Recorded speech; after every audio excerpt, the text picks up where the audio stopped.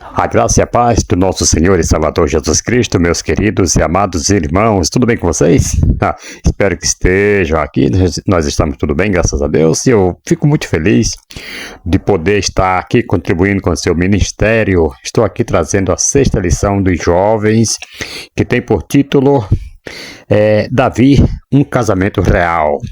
Este segundo trimestre de 2025, da lição dos jovens, tem por título Davi, de pastor de ovelhas, a rei de Israel, fé e ação em meio a essa adversidade da vida, né? Então vamos lá. O casamento entre Davi e Mical, amados, começou com amor, mas foi marcado por interesses, armadilhas e muitos desafios.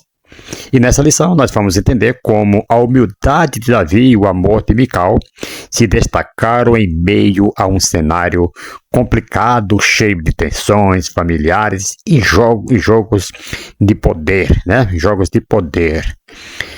Mais do que uma história antiga, esse episódio, amado, nos ajuda a refletir sobre os relacionamentos saudáveis, decisões com propósito e o cuidado de Deus em cada etapa da nossa caminhada. Preparado? Vamos lá então aprender a palavra de Deus juntos? Glória a Deus! Temos aqui o texto áureo que diz assim: vejam só, sede unânimes entre vós, não ambicioneis coisas altas, mas acomodai-vos às humildes, não sejais sábios em vós mesmos. Romanos 12, versículo 16. A semana passada nós tivemos aqui a lição 5, né? Davi provado pelo ciúme. Foi uma lição maravilhosa. E esta lição também aqui sobre Davi, um casamento real. Aqui, amados, nós vamos também tirar umas lições de vida para nós, extremamente proveitosa para nossas vidas. Amados, em Romanos capítulo 12, versículo 16, sintetiza virtudes fundamentais para a formação de um caráter cristão, aprovado por Deus: unidade, humildade, empatia e sabedoria. Esses valores, queridos, são evidenciados na postura de Davi diante do seu casamento com Mical. Mesmo perante uma oportunidade que muitos, considerariam aí um privilégio raro, tornar-se genro do rei, Davi manteve-se humilde e consciente de sua pequenez, rejeitando qualquer pretensão, autopromoção. O texto a seguir, que nós vamos estar mostrando aqui, com as marcações intencionais em negrito aqui, que eu trouxe aqui para vocês, destaca a perversidade de Saul e a humildade de Davi. Era um pensamento perverso ali de Saul, querendo, prejudicar a Davi. Mas Davi foi humilde. Ouça isso no nome de Jesus. Amados, mas Mical, a outra filha de Saul, amava Davi. Contaram isso a Saul e isso agradou a ele, lógico. Saul pensava assim: eu darei em casamento a Davi, para que ela lhe sirva de armadilha e para que a mão dos filisteus venha a ser contra ele. Tudo isso por inveja, porque Davi venceu mais filisteus do que Saul. Então Saul ficou com inveja, as mulheres cantavam, Saul matou milhares, Davi seus 10 milhares, aí isso aí deixou Saul de orelha em pé, com a pulga na orelha, Então, esse filisteu, isso aí era armadilha para que as mãos dos filisteus viessem ser contra Davi. E por isso, amado, Saul disse a Davi: com esta segunda você será genro, hoje meu genro. Saul ordenou que os seus servos falassem confidencialmente, com Davi, dizendo: o rei tem afeição por você e todos os seus servos amam você. Sendo assim, concorde em ser genro do rei. Os servos de Saul falaram essas palavras a Davi, o qual respondeu: vocês acham que é pouca coisa ser genro do rei, sendo eu um homem pobre e sem importância? Então os servos de Saul lhe contaram isso, dizendo: estas foram as palavras de Davi, que Davi falou. Então Saul ordenou que dissessem a Davi: O rei não deseja dote, se pagava um dote naquela época, né, pela moça. O rei não deseja dote algum, mas 100 prepúcios de filisteus como vingança contra os seus inimigos. Nós sabemos que aqui os filisteus eram inimigos, né, de Israel, e era inimigo número 1 de Saul. E Saul queria que Davi fosse lá e pegasse 100 prepúcio, quer dizer, matasse 100 filisteus e trouxesse 100 prepúcios, né? Vocês sabem o que é prepúcio, né? Que é ali quando a pessoa está com fimose, né? Que eles cortava aquela pelezinha lá do órgão do camarada. Então Davi queria, como prova, aliás, Saul queria que Davi trouxesse 100. Então Davi foi lá, meu amado, e trouxe 200. Um servo além da meta, né? Um servo além da meta. Então, porque Saul tentava fazer com que Davi fosse morto pelos filisteus. Então, ele sabia, né? Pensando ele, se eu mando Davi lá fazer isto, ele vai ser morto pelos filisteus. Era o que Saul queria, se livrar de Davi, para que Davi não fosse rei, porque ele sabia, né, que Deus já estava preparando Davi para ser rei no lugar de Saul. Né? Está escrito lá em 1º livro de Samuel, capítulo 18, versículo 20 ao 25, por ali. Glória a Deus. Então, amados, que nós sejamos um servo além da meta, mas com vigilância, ouça isso no nome de Jesus. E nós temos aqui a verdade prática, né, que é o resumo da lição. O casamento entre Mical e Davi nos permite um atento olhar sobre temas como a humanidade de Davi e o valor do amor em um casamento. Vamos aqui, mais uma vez, eu gosto dessa dinâmica, movimentar a nossa classe, vamos lá. Atividade a seguir, né, tem como objetivo engajar os alunos com o tema da lição. Isso aqui, eu estou aplicando aqui essa aula aqui, é um exemplo aqui o que os professores devem fazer, cada um nas suas classes, certo? Então aqui é uma aula para os professores que irão aplicar esta aula, e vamos aqui fazer essa atividade aqui juntamente com os seus alunos, né? A atividade a seguir, amado, tem como objetivo engajar os alunos com o tema da lição, né, que é promover a participação e favorecer a assimilação do texto bíblico e do conteúdo em estudo. Vamos lá, a didática, né? Atividade didática. Você pode, professor ou professora, escrever no quadro ou em uma folha de papel, né, A4, né, aquela papel sulfite, as seguintes frases incompletas e oriente os alunos a completá-las individualmente de forma sincera e reflexiva, né? Você pode colocar: Davi demonstrou humildade quando...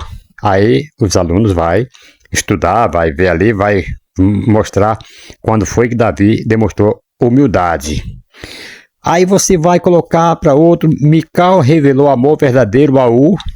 Aí você vai ali também completar os alunos, você vai colocar isso aí para os alunos e ele pode completar isto aí, né? No decorrer da lição eles vão descobrindo tudo isso aí e você vai ver que é bem legal fazer isso aí com seus alunos. Então, após a escrita, amado, convida alguns alunos a compartilhar suas respostas ali com a turma. Utilize as respostas como ponto de partida para conduzir um diálogo sobre a humildade e o amor, né? E o amor se expressam na prática cristã, especialmente, né, nos relacionamentos e nas escolhas pessoais. E em seguida comece a exposição do primeiro ponto. Glória a Deus. Vamos agora, amados, ao primeiro ponto da nossa lição: um noivo humilde. Um noivo humilde. A leitura bíblica em classe, amados, está lá em 1 Samuel 18, versículo 20 ao 26, nós não vamos estar lendo, já fizemos aqui também uma breve introdução, vamos pular também a introdução, né? Glória a Deus. E vamos para o primeiro tópico: um noivo humilde, a humildade na vida de Davi. Glória a Deus. Irmãos, falando aqui sobre a humildade, né? A humildade do latim, né? Humilitas significa literalmente condição de quem está próximo da terra. Biblicamente é mais do que uma virtude moral, é uma disposição espiritual, ok? Espiritual produzida pelo Espírito Santo que leva o crente a reconhecer a grandeza de Deus. Então a sua própria pequenez e a absoluta dependência da graça divina é o oposto da altivez, da soberba e da autossuficiência, diferente da falsa humildade que pode mascarar, né, o orgulho. A humildade cristã nasce da convicção profunda de que sem Cristo nada podemos fazer, como diz lá em João, né, capítulo 15, versículo 5, sem mim nada podeis fazer. Então, é isso aí. É uma convicção profunda de que sem Cristo nada podemos fazer e de que toda a glória deve ser dada a Deus. Ouça isso no nome de Jesus. A humildade de Davi, meus amados, não era episódica, mas um traço contínuo de seu caráter, né? Eis alguns exemplos claros. Glória a Deus, louvado seja o nome do Senhor e Salvador Jesus Cristo.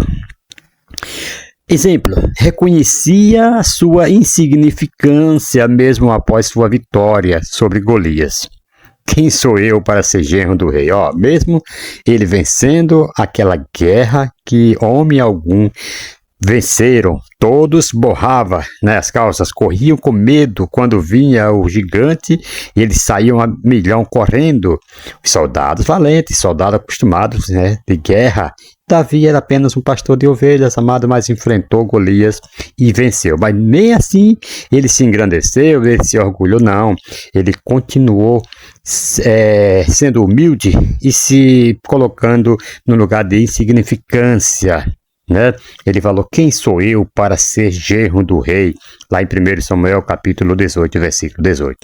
Outro ponto, Davi não exigiu, aqui Saul não exigiu recompensa, aliás, Davi não existiu recompensa ou prestígio após os feitos militares, mesmo quando o povo exaltava mais do que Saul, né? Se há uma pessoa que hoje faz uma proeza, faz algo que a turma se agrada, que se for receber um elogio é um perigo, orgulho, né? Se entrar no coração de uma pessoa dessa e ele exigir algo, né, altíssimo para si, uma posição militar e essas coisas. Davi não. Davi ele manteve-se firme e humilde. Há uma frase que diz que é um grande perigo quando um coração orgulhoso se encontra com um lábio bajulador. Davi aqui, amados, ele mesmo recebendo essa exaltação toda do povo, tal, nessa música aí das mulheres, Saul matou milhares, Davi seus 10 milhares, nem assim Davi se engrandeceu, Davi se orgulhou, nem exigiu prestígios, nem recompensa, nem prodígios militares. Ouça isso no nome de Jesus, como diz lá em 1 Samuel 18, versículo 9, 7 ao 9, aliás. Davi, mesmo assim, depois dessa batalha, dessa vitória, ele continuou servindo a Saul com lealdade, mesmo quando perseguido injustamente. Ele ainda servia a Saul com lealdade, né? 1 Samuel 18, versículo 10 e 11, vai falar isto, e lá em 1 Samuel, capítulo 24, versículo 6 também. Davi também recusou-se, amados, a matar Saul, mesmo tendo oportunidade para isso, demonstrando temor a Deus e respeito pela autoridade constituída por Deus. Olha, tem muitas pessoas que tocam nos ungidos do Senhor, né?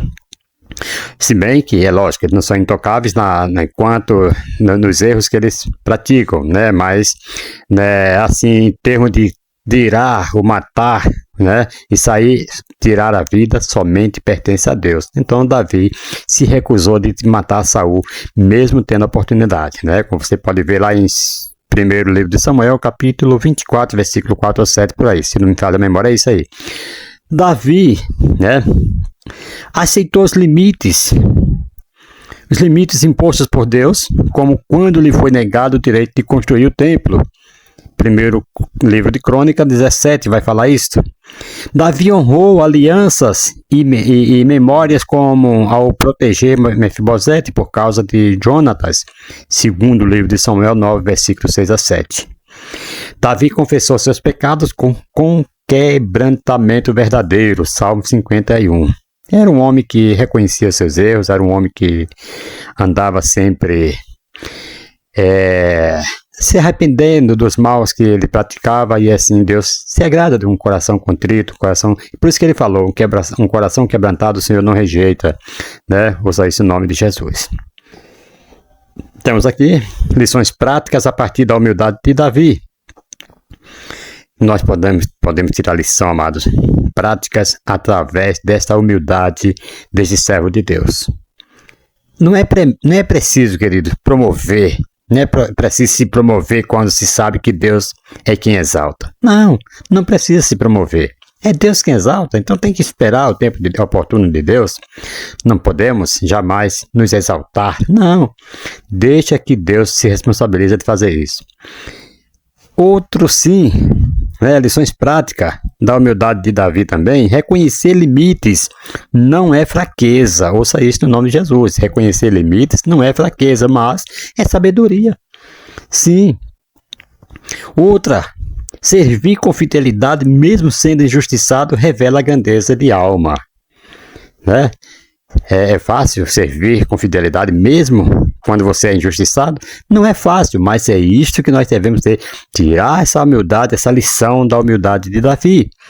Outra verdade aqui também, né? A verdadeira humildade, amados, é estável.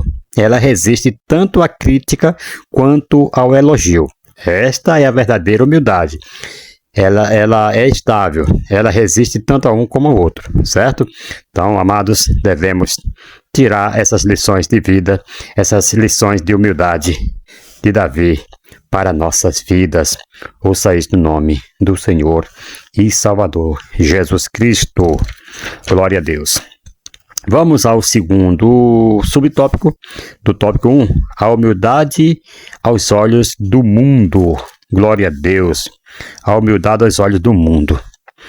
Irmãos, deixa eu falar uma coisa aqui para você. O mundo atual associa a humildade à fraqueza, insegurança ou insignificância. Em uma cultura orientada pela autopromoção, pelo narcisismo digital e pela busca constante de visibilidade, a humildade verdadeira é frequentemente vista como atraso, limitação ou ausência de ambição.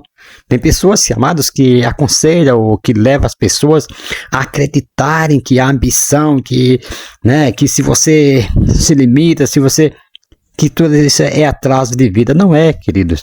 É quando você espera na vontade do Senhor. É quando você, ouça isso no nome de Jesus, não tem essas coisas, fraqueza como, humildade como a fraqueza. Não é fraqueza, não é insegurança, não. Mas é precaução, é quando você se cuida, quando você confia no Deus que você serve, você espera o tempo oportuno, o momento certo de Deus, certo? Então, tomamos muito cuidado quanto a essas coisas. Não deixamos isso aí entrar no nosso coração, e achar que isso é fraqueza, que a humildade é fraqueza, que é atraso, que é limitação. Não. Ouça isso no nome de Jesus. No mundo, quem se exalta é celebrado. No mundo, quem se exalta, veja essa frase que é muito interessante, que eu lembrei aqui agora. No mundo, quem se exalta é celebrado. No reino de Deus, quem se humilha será exaltado. Vocês entenderam aqui? Como diz lá em Lucas capítulo 14, acho que é versículo 11. Então, no mundo, quem se exalta é celebrado, certo? A Bíblia até diz que já recebeu seu galardão. Mas no reino de Deus, quem se humilha será exaltado. Esse paradoxo aqui, amado, é perfeitamente ilustrado em Davi. Aos olhos do mundo, ele tinha motivos para se gabar, vitórias militares, fama nacional e a oportunidade, então, de entrar para a família real, para a família de Saul. No entanto, ele se via como homem pobre e humilde condição. Conforme você pode ver lá em 1 Samuel, capítulo 18, acho que é o versículo 23. Saul, ao contrário de Davi, ele representa bem a visão mundana, inseguro, competitivo, era isso que ele estava competindo com Davi, preso à aparência e obcecado pelo controle. Então a sua arrogância, amado, levou à rejeição divina. Isso leva o homem a rejeitar o Senhor. Essas coisas, a arrogância, a competição, isso aí prende o homem à aparência do pecado e fica obcecado pelo controle. Conforme você pode ver em 1 Samuel capítulo 15, versículo 23, vai falar isso. Então, e a resistência de Saul, a humildade o mergulhou espiral de inveja, medo e loucura. Saul ficou louco, Saul ficou, né? Entrou um espírito maligno lá da parte do Senhor. Foi preciso chamar Davi para tocar harpa para ele, porque ele estava perturbado. Ouça isso no nome de Jesus. Agora aqui, amados, nós temos aqui vamos ver aqui. Nós temos aqui uma orientação pedagógica, a qual eu quero trazer aqui para vocês. Quais atitudes o mundo considera sinal de força, mas que biblicamente são sinais de orgulho? Depois inverta a pergunta: quais atitudes o mundo considera fraqueza, mas que para Deus revelam a verdadeira força? Ouça isso no nome de Jesus. Isso aqui vai manter a classe conectada com a administração da aula. Quando você fizer isso aqui, essa orientação pedagógica aqui, ouça isso no nome de Jesus, então você vai ver que vai movimentar a classe. Isso aqui vai ser muito bom para que você trazer essa dinâmica aqui, vai ser maravilhoso para a sua classe, certo? Vamos ao terceiro subtópico do tópico 1, a humildade na vida do cristão. Glória a Deus, glória a Jesus. Irmãos, para o cristão amado, a humildade é muito mais do que uma virtude necessária. Ela é um genuíno reflexo da fé que ele carrega em seu coração. Ao seguirmos a Cristo, nos inspiramos em seus exemplos, né? E em nossas atitudes manifestamos traços e padrões que demonstram a nossa fé. E isso aqui Paulo falou, acho que é lá no livro de Filipenses, né? Capítulo 2, versículos 5 ao 11. Então, irmãos, a humildade na vida do cristão não é uma virtude opcional, não, mas é uma marca essencial da nova natureza gerada em Cristo. Então, a vida cristã, ela começa com humildade ao reconhecer a própria falência espiritual e só pode ser sustentada por ela. Como disse, né, o Agostinho, o primeiro princípio da religião cristã é a humildade, e o segundo, a humildade, e o terceiro também, a humildade. Entendeu aqui? O princípio da religião é a humildade. O segundo também é a humildade. E o terceiro também é a humildade. Então, temos que andar sempre em humildade perante o Senhor. E, como eu falei aqui nos tópicos atrás, humildade não é sinônimo de fraqueza, né, de limites, não. Humildade é quando você se põe no lugar e reconhece que Deus, Ele é o nosso Senhor. A humildade cristã, querido, ela é apresentada na Escritura como, por exemplo, vestimenta espiritual, né? Paulo falou isso aos Colossenses, capítulo 3, versículo 12, revestivos de humildade, né? Foi isso que Paulo falou? Então, ela é considerada apresentada aqui nas Escrituras como vestimenta espiritual. A humildade também, ela é virtude indispensável ao andar cristão. Com toda a humildade e mansidão, como diz Paulo lá em Efésios, capítulo 4, versículo 2. A humildade também, ela é considerada como postura diante de Deus e dos homens. Foi Pedro, né, que falou isso, né? Humilhai-vos, portanto, como que é? Humilhai-vos, portanto, sob a poderosa mão de Deus. 1 Pedro, né, capítulo 5, versículo 6, por ali. Então, amado, além disso, Filipenses 2, 3 a 5, nos orienta: nada façais por contenda ou por vanglória, mas por humildade. Vê que sempre entra a humildade, amado. Então, cada um considera os outros superiores a si mesmo. Esse tipo de humildade aqui exige uma transformação interior profunda, certo? Reconhecer que tudo vem de Deus, que a glória pertence somente a Deus e que o próximo ele deve ser tratado com dignidade, sem arrogância ou presunção. Ouça isso no nome de Jesus. Sempre nós considerando o outro superior a nós mesmos. Ouça isso no nome de Jesus. Vamos correndo aqui para o segundo tópico, o amor de uma noiva. O amor de uma noiva. Mical e o seu amor por Davi. Glória a Deus. Vamos lá. Estamos já um pouco aqui atrasado nesse assunto, porque tem muitas coisas, mas se nós for falar tudo aqui, nós vamos ficar aqui o tempo todo falando, né? Amado, esse aqui é um dos poucos casos no Antigo Testamento em que se afirma explicitamente que uma mulher amava um homem. A menção do amor de Mical por Davi, amado, aparece de forma clara e direta, e o que dá ao texto um tom emocional raro e significativo. Porém, como destaca, né, o Richard D. Phillips, o amor genuíno de Mical contrasta aí com os objetivos políticos e manipuladores do seu pai Saul. Ouça isso no nome de Jesus. Irmãos, mesmo sabendo que sua filha amava Davi, Saul a oferece como armadilha, planejando que Davi morra ao tentar cumprir o perigoso dote sem prepúcios de filisteus, né? Conforme nós citamos aqui, 1 Samuel 18:25. Então, mesmo sendo usado como peça, né, num jogo de poder, Mical demonstrou amor verdadeiro e lealdade a Davi, especialmente em 1 Samuel, né, 19, versículo 11 a 17, quando protege o marido da tentativa de assassinato ordenada ali por seu próprio pai. Então, ela age com coragem e astúcia, permitindo a fuga de Davi e construindo ali uma cena enganosa com um ídolo, né, no leito ali. Vocês sabem da história, não é isso? Lá no versículo 13, o que mostra envolvimento emocional e disposição sacrificial. Então ela pega ali um boneco, um ídolo, coloca na cama de Davi, cobre ali como se fosse Davi e desceu Davi pela janela, por uma corda, e Davi escapou e foi embora, certo? Aí mostra ali o verdadeiro amor de Mical em defender Davi.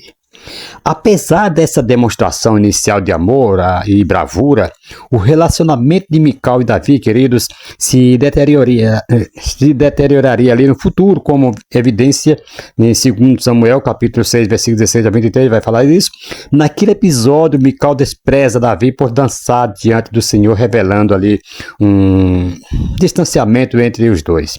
Agora nós vamos entender melhor esse distanciamento no próximo subponto, mas vocês sabem muito bem da história ali, quando Davi ele vem trazendo a arca, né, que ele dança diante ali das mulheres, e Mical a rejeita, e por isso até ela ficou, né, ali estéril, não teve filho, porque ela foi ferida. Olha, isso aí nós vamos falar depois no próximo subponto.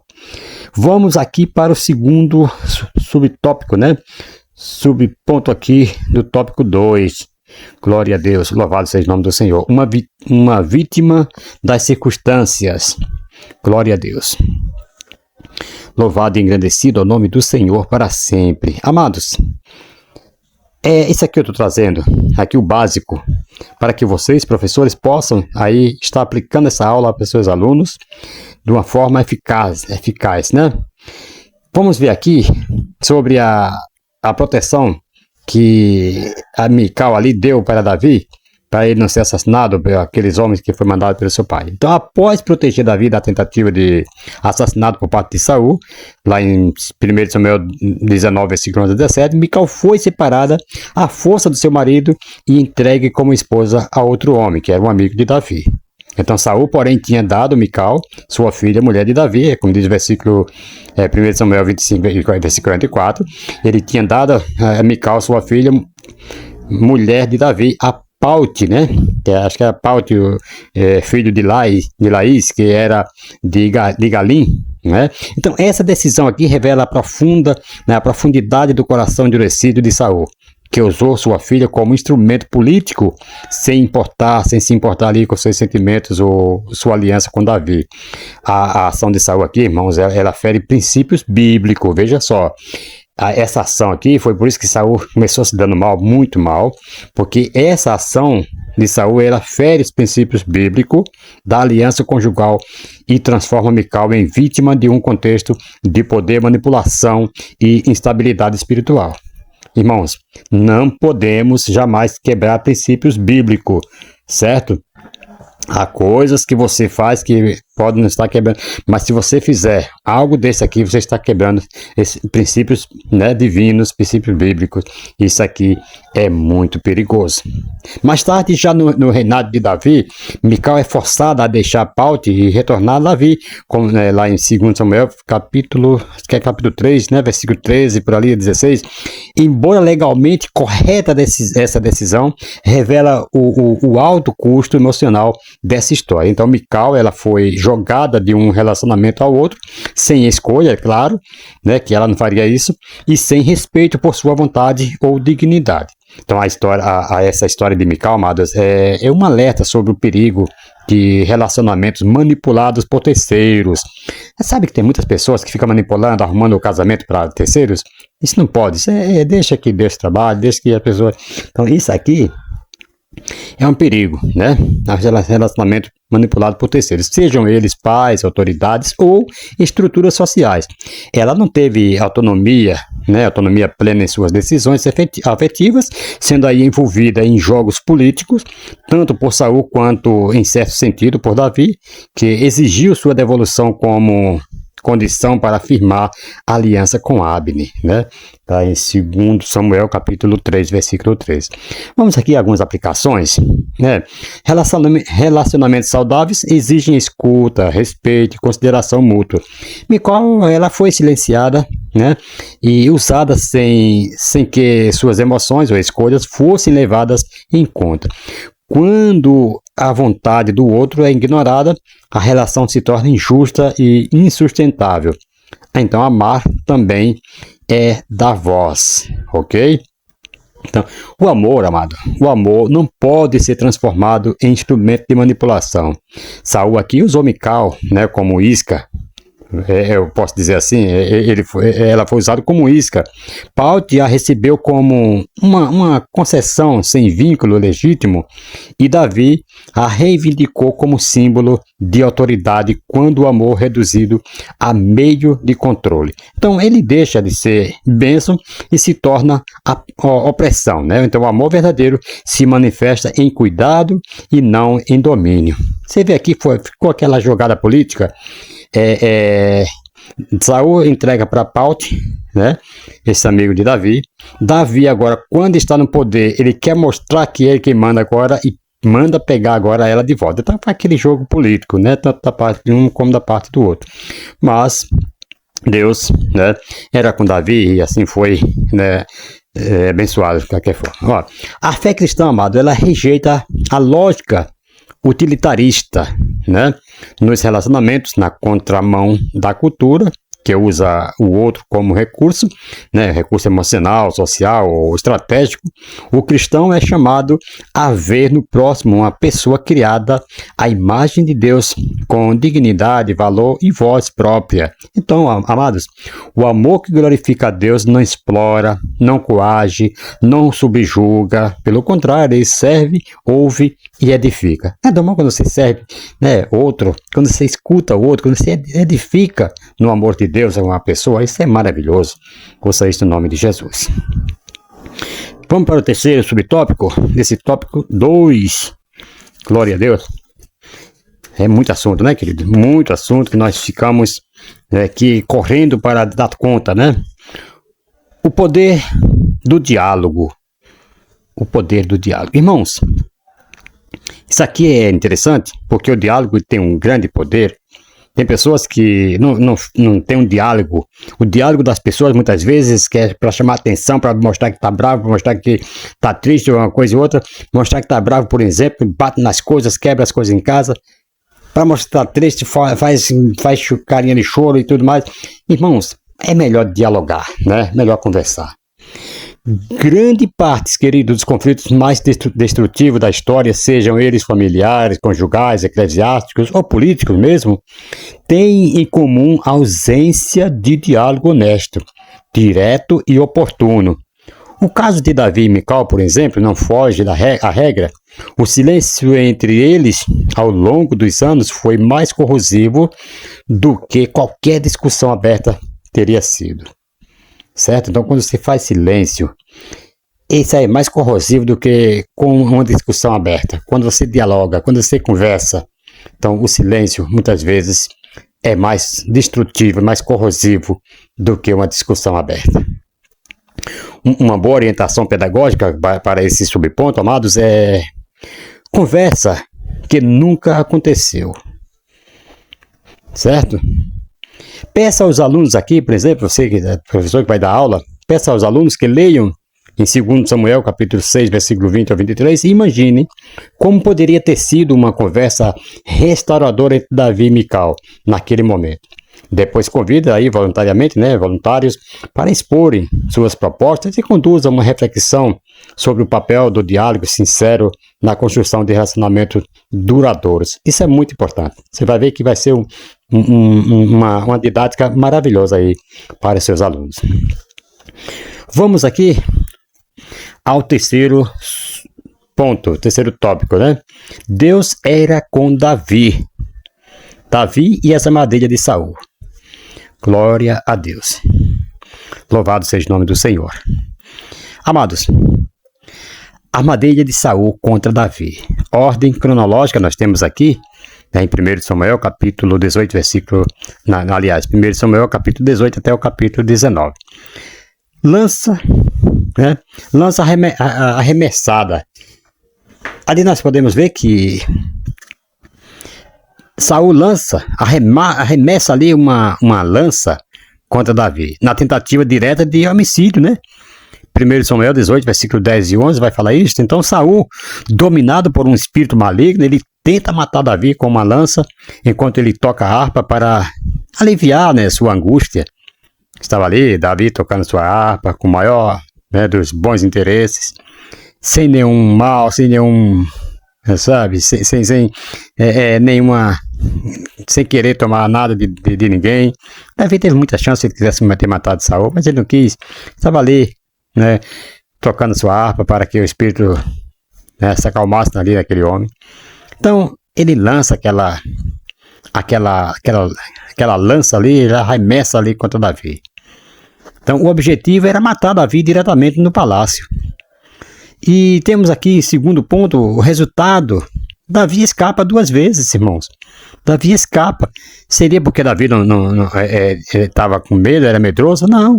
Davi enfrentou o gigante, não ia enfrentar Saul. É porque ele sabia que Saul foi ungido por Deus. Então como ele falou, deixar que Deus, no tempo certo, Deus faça. Não, longe de mim tocar no ungido do Senhor. Então, ali, amados, temos a promoção militar com intenção de exposição à morte. 1 Samuel 18, versículo 13 a 16, ali Saul retira Davi de sua presença e o coloca como comandante de 1000, esperando que morra em combate. Você vê quantas coisas que Saul planejava contra Davi, querendo matar Davi. Primeiro, os filisteus, sem prepúcio. Davi vai lá, vence e traz 200.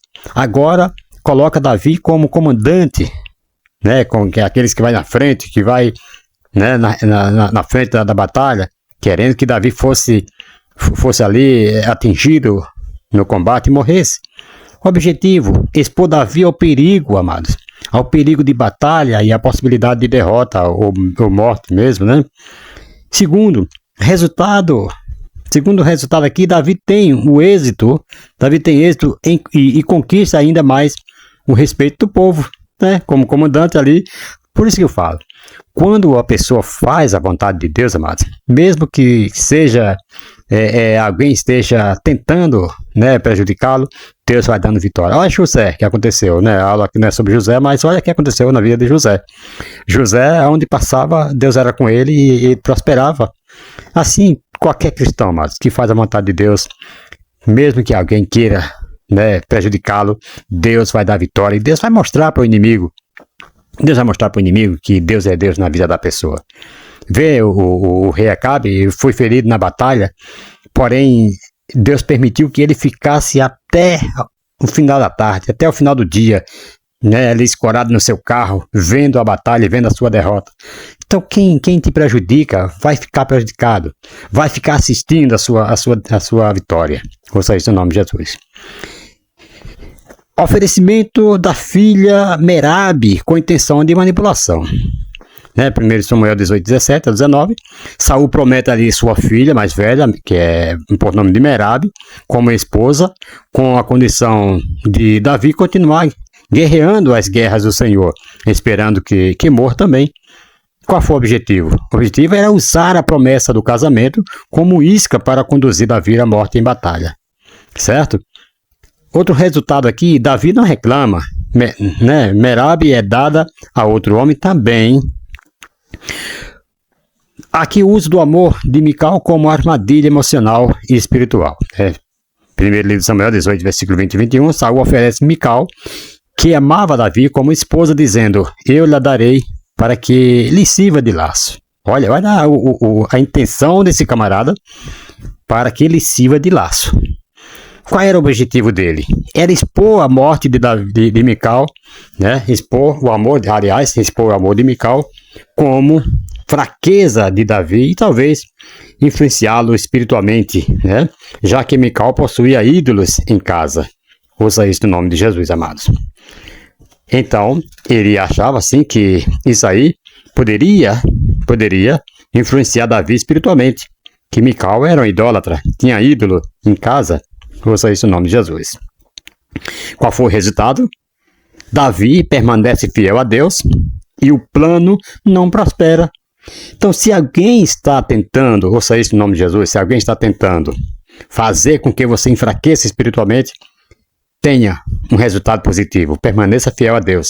No plano que Deus te pôs, você vai ver se você vai prosperar. Ouça isso no nome de Jesus. Aí temos também o dote mortal, que foi a exigência de 100 prepúcios de filisteus, né? 1 Samuel 18, 25 e 27. Saul expõe um desafio de guerra, como dote, matar 100 filisteus e trazer os seus prepúcios. Qual era o objetivo? Qual é o objetivo de Saul aqui? Que Davi morra tentando cumprir a exigência. Né? Qual foi o resultado? Veja o resultado de um homem que é fiel a Deus, irmão. Davi entrega o dobro, entrega 200.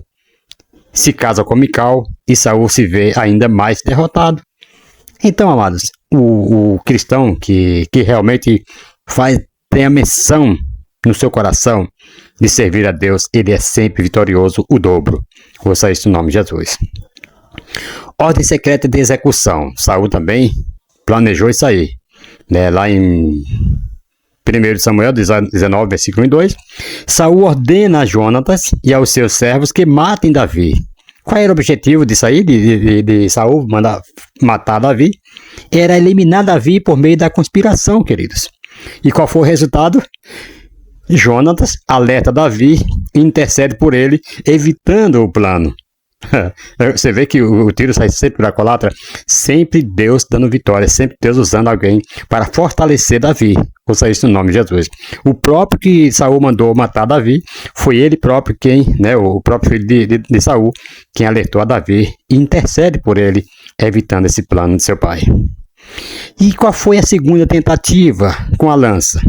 Vamos ver a segunda tentativa com a lança. Lá em 1 Samuel 19, versículo 9 e 10, em nova crise espiritual, Saul tenta matar Davi novamente com uma lança. Qual era o objetivo disso aí? Assassinar Davi diretamente em sua presença. E qual foi o resultado? Por isso que eu falo, irmãos, vale a pena confiar em Deus. Olha o resultado que Davi teve. Davi escapa e foge definitivamente do palácio. Aí aqui é armada uma emboscada na casa de Davi. Lá em 1 Samuel, né, 19, versículo 11 a 17, Saul envia mensageiros para vigiar a casa de Davi e matá-lo pela manhã. Qual era o objetivo dele fazer isso? Qual foi o objetivo dele mandar vigiar a casa de Davi e matá-lo pela manhã? Era executar Davi em sua própria casa. Qual foi o resultado? Mical engana os soldados, ajuda Davi a escapar e o plano falha novamente. A fúria de Saul vai ficando cada vez mais aguçada, não é verdade? A trajetória de Davi, amados, em meio às armadilhas de Saul, nos ensina que, primeiro, a fidelidade a Deus não nos isenta de enfrentarmos injustiça ou ataques perversos. Vocês pegaram isso aí? Pegaram isso aqui? A fidelidade a Deus não nos isenta de enfrentarmos injustiça ou ataques perversos. Tem pessoas que não querem enfrentar ataques, injustiças, né? Acha que é só 1000 maravilhas. Não, irmãos, tenha calma, tenha calma. Continue fiel a Deus. Você vai ter vitória, vai ter lutas, mas você vai ter vitória.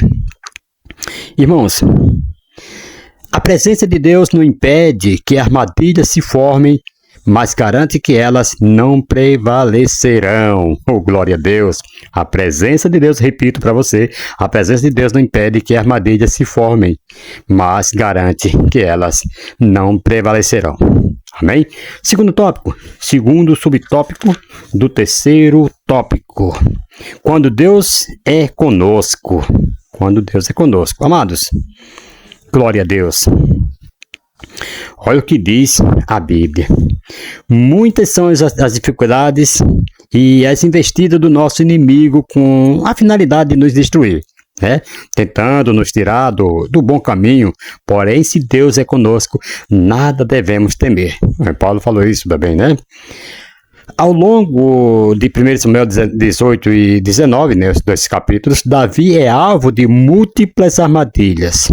Cada uma delas é cuidadosamente arquitetada, mantida com insistência e agravada com crescente crueldade. Então Saul aqui ele altera suas táticas, seu discurso e seus instrumentos. Então utiliza cargos, alianças matrimoniais, desafios militares e vigilâncias armadas. Contudo, nenhuma de suas investidas obtém sucesso. Qual a razão? Vocês sabem explicar? A explicação não está na astúcia de Davi, mas na providência do Senhor. Deus, amado, ele não atua apenas em resposta ao perigo já instalado, não. Ele se antecipa, certo? Seu cuidado precede a ameaça, acompanha cada etapa do risco e continua operando mesmo quando o livramento assume formas discretas ou aparentemente naturais, certo? Então, continue confiando em Deus. Você vai ver que não é por causa das suas forças, não é por causa da sua inteligência, não. É porque Deus continua, ouça isso no nome de Jesus, operando. Mesmo quando o livramento assume formas discretas ou aparentemente naturais. O próprio texto aqui ele demonstra isso com clareza, né? Jonatas, movido por lealdade, descobre a conspiração e adverte Davi a tempo, né? Lá em 1 Samuel 19, 1 e 2, Deus providencia livramento por meio da amizade. E Mical, conhecendo, amado, o plano do pai, engana os soldados e dá a Davi a chance de fugir, né? 1 Samuel 19, 11 e 17. Então aqui Deus utiliza uma afeiçoada esposa como instrumento de perseverança, né? Ouça isso no nome de Jesus. Temos aqui o desafio mortal imposto por Saul, exigindo sem prepúcio de filisteus. Então resulta em vitória dobrada. Davi entrega 200, né, o que era para matá-lo, torna-se ocasião de fortalecimento. Glória a Deus. Deixa eu abrir um parênteses aqui e falar para você, amados. Isso aqui está escrito lá em 1 Samuel 18, versículo 25 e 27, certo? Da história dele, que ele entregou 200 prepúcios para Saul. Mas deixa eu falar aqui uma coisa para você. Aquilo que o inimigo está arquitetando contra a sua vida vai te fortalecer mais e mais, se você permanecer fiel ao plano divino. Aquilo que o inimigo tem preparado contra a sua vida, Deus pode resultar isso em bênção, se você continuar nos planos de Deus. Isso aí é condicional. Porém, amado, agora eu faço como foi falado para o rei Asa. Se o Senhor é contigo, enquanto estarás com ele. Se o deixar, ele o deixará. Tá? Então, essa aqui é condicional. Tá? Não se preocupe, porque se você está nos planos de Deus, fazendo conforme a palavra do Senhor, você vai ter vitória dobrada. Assim como Davi teve vitória dobrada aqui contra os filisteus, matando 200 filisteus. Então, a vida do justo, amado, está guardada não porque os perigos cessaram, mas porque o Deus que tudo vê jamais é surpreendido. Deus jamais é surpreendido. Ouça isso no nome de Jesus. Terceiro subtópico. E chegando ao final deste capítulo, desse tópico, né? Os nossos desafios. Louvado seja o nome do Senhor. Glória a Deus. Aleluia! Engrandecido é o nome do Senhor e Salvador Jesus Cristo. Glória a Deus. Irmãos, os nossos desafios. Deixa eu ler esse tópico aqui, que é muito interessante. Nós não vamos... Deixa eu ver aqui quanto tempo falta ainda. Estamos terminando já a nossa aula. Diz assim, mas nas diversas áreas, desde a questão mais pessoais até temas de ampla abrangência na sociedade, enfrentamos desafios em todos eles.